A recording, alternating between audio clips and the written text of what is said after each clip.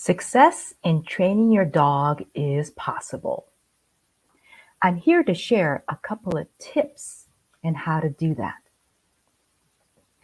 So, an overarching issue that I see a lot of pet parents run into is, their dog is able to do the behaviors we ask them to do in the home, but when they're out in the environment, outside on a walk, or when the environment in the home changes, like guests come over, they can't hear you. They don't do what you ask them to do anymore. Is that you and your dog? That's quite normal. So, my first tip is about helping your dog get comfortable in these kind of different environments. So one of the things I ask pet parents, especially if they bring home a new dog or a puppy, is to not necessarily take them for a walk. And for the puppy, because of vaccines, they may not be able to take them for a walk anyway. But to sit in front of their house or their apartment complex and just watch the world go by. Let your dog get comfortable with what's going on in their new environment, feeling safe, right? And as they get continued exposure to the environment, then it becomes, just a normal thing. It's not as exciting. So help your pup deem the environment as not so exciting with the positive exposure at the pace that they can handle. So that's why I suggest that you start just in front of your home. Now, if you've been walking your dog for a while and you're having this issue where they're not listening to you on your walks, stop in a couple of areas on your walks and do the same. Give them the opportunity to just watch the world go by. And when they are behaving well, not overreacting, not screaming or barking at, say good boy or good girl. And you're going to reward them with praise and petting or whatever they like. And it could be, treats or kibbles, but rewarding them for being calm as they watch the world go by. So when you're actually, in a couple of weeks or so, when you're out and about and you ask them to do a behavior like a sit or coming to you on your walk, then you know what?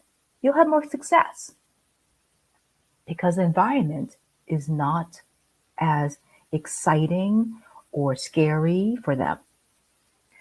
Okay, so tip number 2. Now, I talk about this with my pet parents. So let me just say the tip and then I'll go into it in more detail.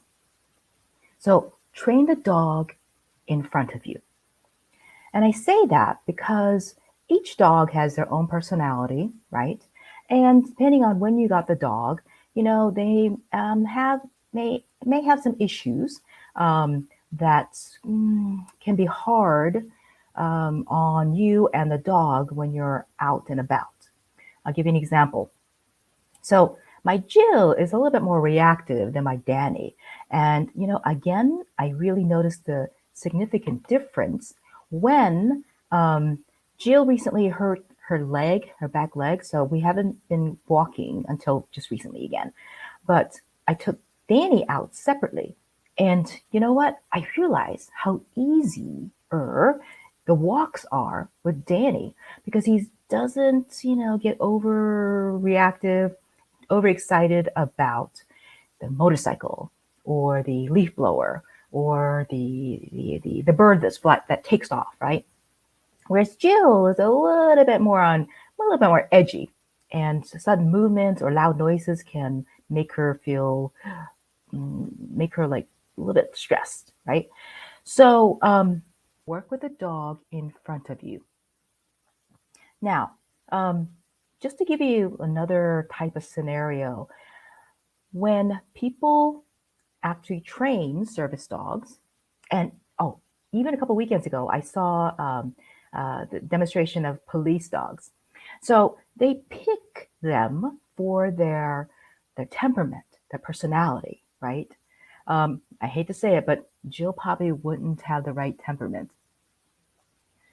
So who knows my Jill and Danny? Have you seen my Jill and Danny in the videos I share?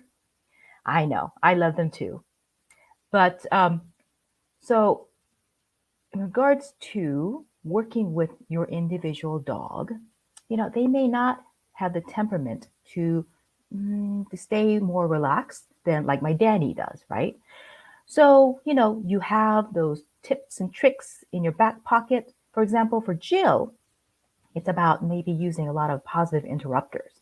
But I got to share some really successful stories about her too, because now with some of these triggers that used to really bother her a lot, ooh, she thinks about lunging or charging at it, and then she decides to look back at me and check in instead, because we've been practicing this over and over again, and she gets a reward for it. So you know what? Success. You can reach success with your dog too. That is possible. But, at their individual level. All right. I hope these tips were helpful. And I wanted to share with you, if you need more hand-on training with your dog, I have private options of private sessions with me visiting you in your home with your dog, or I have group classes. And the next one that's coming up is actually this Thursday in the Costa Mesa area facility. And it's called, the From Rambunctious to Well-Mannered Pup program. So if you're interested in that, drop me a note, or you know what? I'm going to drop the link in the comments for you too. But I still have one more spot left. So if you're interested in joining this Thursday, it's a 6-week course. It is $299. And besides the 6-week course, you have access to a library of handouts and videos. You have access to group field trips after the course. So there's a lot of other options and other bonuses that come with my particular program that you will you can take advantage of. So I'm going to drop the link to that in the comments. And like I said, it's starting the 11th on this Thursday at 6 p.m. in a Costa Mesa facility. And I have one more spot left. So come join us. And so you can have, a successfully trained dog too. All right. Thank you for joining me for my Training Tip Tuesday. I'll see you next Tuesday.